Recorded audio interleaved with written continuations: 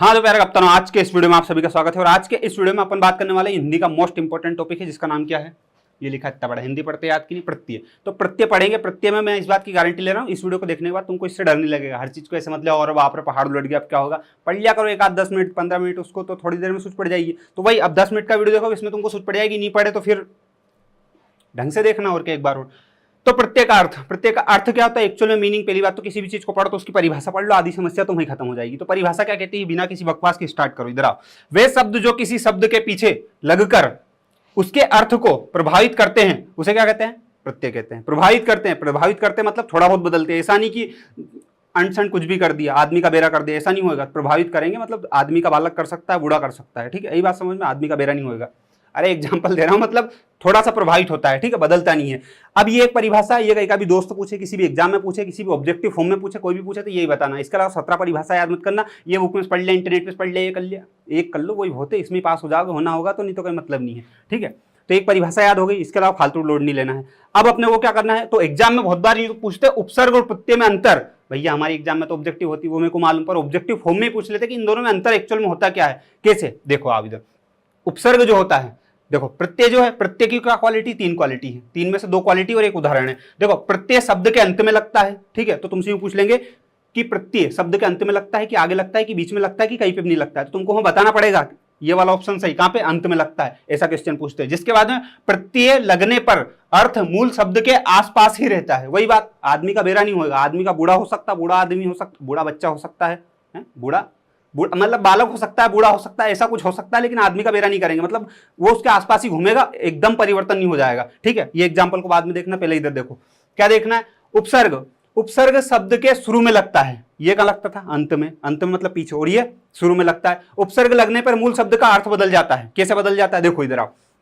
प्र लिखा है प्लस कार लिखा है, कार का मतलब क्या होता है, जीभ, जीभ जीभ, हाँ, तो वो कार, अब उसके आगे प्र लिख दिया, ठीक है, तो ये दोनों को जब जोड़ देंगे तो प्रकार बन जाएगा। यहां वैसे प्रचार लिख दिया, पर वो मेरी गलती, कोई दिक्कत नहीं, ठीक है। तो ये प्रकार, अब प्रकार का मीनिंग क्या होता है, प्रकार का मीनिंग देखा जाए तो अलग अलग होता है, मतलब बहुत सारी चीज, एक चीज के कितने प्रकार होते हैं, तो बहुत सारी उसके कितने टाइप होते हैं, मतलब कुल मिलाकर बात ये है। लेकिन प्र का मतलब एक्चुअल में कुछ और होता है, और कार का मतलब जीव होता है, ठीक है। तो इसका और इसका कोई जब मिलाते हैं तो एक नई मीनिंग बन जाता है, आई बात समझ में। तो ये होता है उपसर्ग, ये उपसर्ग की क्वालिटी, और ये हमेशा शब्द के शुरू में लगता है। जैसे प्र, प्र क्या है, उपसर्ग है। अब रुको, अब इसमें क्या होता है भैया, इसमें भी वही होता है। उदाहरण, इतिहास, ये उदाहरण एक शब्द इतिहास, इतिहास के आगे तुम जोड़ दोगे, लास्ट में इक जोड़ दोगे, तो वो क्या हो जाएगा, ऐतिहासिक हो जाएगा। हाँ भैया, मीनिंग तो बदल गया, इतिहास और ऐतिहासिक में बहुत अंतर है। लेकिन यहाँ कार और प्रकार में धरती आसमान का अंतर है, आदमी का बेरा ही हो गया, और यहाँ पे इतिहास और ऐतिहासिक मतलब कुल मिला के बात हिस्ट्री की चल रही है, तो उसके आसपास ही घुमा है। बिल्कुल ऐसा नहीं होगा धरती आसमान अलग ही कर दी, इतने मान का नहीं बदलता, सिर्फ थोड़ा सा प्रभावित करता है, ठीक है। तो यही अपने क्या है, प्रत्यय। एक्चुअल में ये पढ़ना है, इसका वीडियो बना रखा है, तो यहीं पे वो रामायण गंगा उससे कोई मतलब हटेगा नहीं, तो ये वाला पढ़ लेते हैं अपन शांति से, और इसका अगला वीडियो लिंक डिस्क्रिप्शन में मिल जाएगा, वहां पढ़ लेना, कोई दिक्कत नहीं। प्रकार में पढ़ना क्या क्या पढ़ेगा तुम, तो ये बता दो हमको। प्रकार में तुमको कुछ भी नहीं पढ़ना, बस ये इतना लिखा नहीं, ये पढ़ लो शांति से, कोई दिक्कत नहीं है। प्रकार तो खत्म हो जाएगा, इसका ये मतलब नहीं कि इससे तुम आईएएस बन जाओगे। प्रकार मतलब ये प्रत्यय, प्रत्यय की बात चल रही, प्रत्यय खत्म हो जाएगा, ठीक है ना। वो प्रकार बोल रहे हो जब से, ठीक है, पर कोई दिक्कत नहीं, तुम एडजस्ट कर लो अपने वाली हो। प्रत्यय के प्रकार, तो प्रत्यय के सिर्फ 2 प्रकार होते हैं। एग्जाम में कभी पूछे प्रत्यय के कितने प्रकार, तो 2 प्रकार। कौन सा, कृत प्रत्यय, और ये होता है तद्धित प्रत्यय, ठीक है। प्रोनाउंसिएशन थोड़ा गड़बड़ हो सकता है क्योंकि 2x की स्पीड में चलना पड़ता है ना, इसलिए। तो तद्धित प्रत्यय, ठीक है। इसमें कितने टाइप होते हैं, 6 होते हैं। लेकिन यहाँ पे देख लो, पहली बात हटिक में मर मत जाना कहीं का, भैया 6 हमारे तो इंटरनेट पर 8 देख लेते, तो 8 देख लेते, तो इंटरनेट पे 8 मिल जाएंगे तुमको, बहुत जगह, बहुत सारे यूट्यूब चैनल पे 6 ही मिलेंगे, कई की जगह 5 मिलेंगे, कई की जगह 3-4 ही मिलेंगे, ठीक है। लेकिन एक्चुअल में जब मैंने ढूंढे तो मेरे को इतने मिले, तो ये एग्जाम में तुमसे यूं नहीं पूछेगा कि कितने होते हैं उसके अंदर, लेकिन पूछ भी ले तो 6 याद रखना, क्योंकि मेरे को अधिकतर जगह 6 देखने को मिले, इसलिए अपन ने 6 लिख दिए, ठीक है। तो तद्धित प्रत्यय कितने प्रकार के होते हैं, 6 प्रकार, 6 प्रकार के होते हैं, ठीक है। और ये जो है कृत प्रत्यय, ये कितने प्रकार के होते हैं, ये 5 प्रकार के होते हैं, ठीक है। अब देखना यहाँ पे एक कंफ्यूजन है, भाववाचक यहाँ पे भी है, भाववाचक यहाँ पे भी, ठीक है। तो एग्जामिनर कभी यूं नहीं पूछता है कि भाववाचक किधर आएगा, ऐसे में 2 ही दे दे और छछरे अटैक मर जा रहा है, भैया 2 ऑप्शन आ गए, हम काय में लगा, इसलिए वो फालतू के रपट करते ही नहीं है। तो ये इनको याद रखने से कोई सेंस नहीं बनता है, ना इनको याद रखने से सेंस बनता है, पर हाँ मोटे मोटे तौर पर नॉर्मली इनको पढ़ लेना, नॉर्मली पढ़ लेना, और इसको भी नॉर्मली पढ़ लेना, ताकि पता चले कि अच्छा कहीं का के स्त्रीवाचक, तो भैया अपने को पता चले तद्धित प्रत्यय की बात चल रही है ना, नहीं तो कुछ भी मन से, ठीक है। तो इतना सा बस, इसको याद नहीं करना, बस इसको नॉर्मली पढ़ लो एक बार, इसके बाद में एक्चुअल पिक्चर स्टार्ट होती है, क्योंकि एक्चुअल पिक्चर बस इतनी है, ये शब्द, इसकी परिभाषा, मीनिंग याद करनी है, और कुछ एग्जाम्पल, ठीक है। एग्जाम्पल, क्योंकि जो प्रत्यय से तुम्हारे प्रश्न पूछे जाएंगे ना, वो ऐसे नहीं पूछेंगे कि प्रत्यय के अंदर क्या क्या आता है, कितनी परिभाषा क्या है क्या नहीं। बस वो यूं पूछते हैं, एक शब्द देते हैं, उस शब्द के पीछे इसमें कौन सा प्रत्यय लगा, बस इतना पूछते हैं। बहुत आसान क्वेश्चन आते हैं, अगर 10 दिन में प्रैक्टिस कर लो तो ना कि आईएएस के एग्जाम फोड़ दो तुम, बस उसमें प्रत्यय प्रत्यय पूछना चाहिए तो फोड़ पाओगे। तो देखो प्रत्यय का प्रकार देख लो, प्रत्यय के दो प्रकार होते हैं, दो ही प्रकार होते हैं। कौन कौन से होते हैं? एक तो होता है कृत प्रत्यय। कृत प्रत्यय मतलब क्या भैया? एक्चुअली में परिभाषा में बहुत अंतर छिपा हुआ है, वो देख लो तुम क्या है।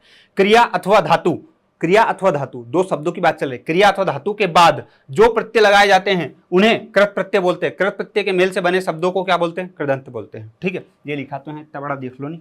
ठीक है, तो कृत प्रत्यय। अब ये पूछते हैं कि कृत प्रत्यय जो बनता है किन शब्दों के बाद लगता है, तो एक्चुअल में क्रिया और धातु। क्रिया और धातु में क्या अंतर? जैसे मैं बोलूं पढ़ना, पढ़ना, पढ़ना क्या है? क्रिया है। पढ़ना मतलब वर्ब क्रिया है, लेकिन पढ़, सिर्फ पढ़ बोलूं तो पढ़ क्या है? पढ़ एक्चुअल में एक धातु है। ठीक है, वो क्रिया नहीं है, वो धातु है। ठीक है, बस ये अंतर, मेन अंतर तो देखा जाए तो। जिसके बाद में भैया इसके उदाहरण देख लो। अख, अक्कड़ और आंख। आंख ये क्या है? ये एक्चुअल में प्रत्यय है, लेकिन ये किन किन के आगे लग सकते हैं, तो ये कुछ एग्जांपल है कि ऐसे शब्द बनते हैं और एग्जाम में ऐसे पूछते हैं। तो जैसे लेखक, अब ये अक लिखा है, लेकिन लेख, लेख के आगे अक जोड़ दो तो लेखक हो जाएगा। नायक, गायक, पाठक।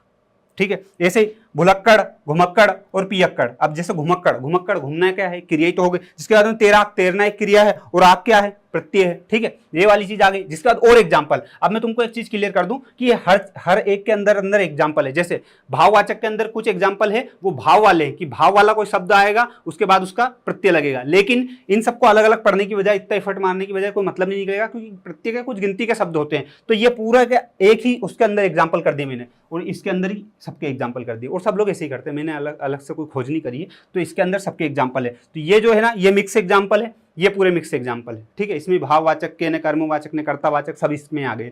ठीक है, तो जैसे लड़ाका, लड़ाका मतलब लड़ने वाला, लड़ने वाला लड़ाका होता है। तो लड़ प्लस आका, लड़ाका। अब ये आका क्या है? प्रत्यय है। लड़ क्या है?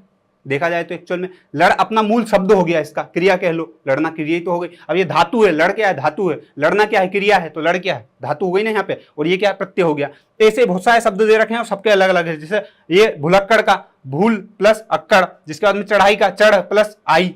चढ़ना क्रिया है, लेकिन चढ़ क्या है? धातु हो गई। तो ये इस टाइप की पूरे एग्जाम्पल दे रखे हैं। जैसे चलता, चल प्लस ता, चल प्लस ता, ये क्या हो गया? ये इस टाइप के पूरे एग्जांपल दे रखे हैं। ये सब मिक्स एग्जांपल है, तुमको कुछ भी नहीं करना है। ऐसे 100-200 शब्द लगाओगे ना, तुमको ऑटोमेटिक समझ में आने लगेगा, अच्छा इसके बाद तो ये आएगा, इसके बाद तो ये आएगा। ऐसे ऐसे एग्जांपल है, और कुछ भी नहीं, प्रैक्टिस का खेल है। 10 दिन अगर करोगे, मुश्किल से 100-200 क्वेश्चन भी लगा लोगे ना, तो नियाल हो जाएगी। और कुछ तो मैं अभी 4-5 दूंगा लास्ट में, उसमें देख के तुम कह दोगे हाँ यार कोई बड़ी बात नहीं है। ठीक है, आवेदन। और बाकी किसी भी चीज़ के डीप में जब जाते हो ना, तो फिर तो संसार मिल ही जाता वहाँ जाके। लेकिन नॉर्मली मतलब इतने डरने वाली बात नहीं कि बिल्कुल अरे भैया अटैक मार जाएंगे, सब कुछ होगा नहीं। ठीक है, तद्धित प्रत्यय, तद्धित प्रत्यय की परिभाषा। अब वहां पे दो शब्द थे, कौन से? एक तो क्रिया, एक धातु के बाद प्रत्यय लगता था। यहाँ पे क्या है? संज्ञा होना चाहिए, या सर्वनाम होना चाहिए, या विशेषण होना चाहिए। के अंत में लगने वाले प्रत्यय तद्धित प्रत्यय कहलाते हैं। ये हर एक का एक एक एग्जांपल दूं, उससे अच्छा है कि इन सबके साथ ही मैंने बता दी, क्योंकि एग्जाम में कोई ऐसा डिवाइडेशन नहीं पूछते कि भाववाचक के बताओ, गुणवाचक के बताओ, ऐसा कुछ होता नहीं है इसलिए। ठीक है, तो देखो भैया, रसोईया, जैसे मैं कुछ बता देता हूं तुमको। जैसे रसोईया, तो रसोई प्लस इया, तो इया क्या है? तद्धित प्रत्यय है। ठीक है, और रसोई क्या है? रसोई मतलब अपना रसोई घर होता है, रसोई मतलब बनाना होता है एक्चुअल में। तो रसोई इया। जिसके बाद में लालची, लालच प्लस ई। जिसके बाद सुंदरता, सुंदर प्लस ता।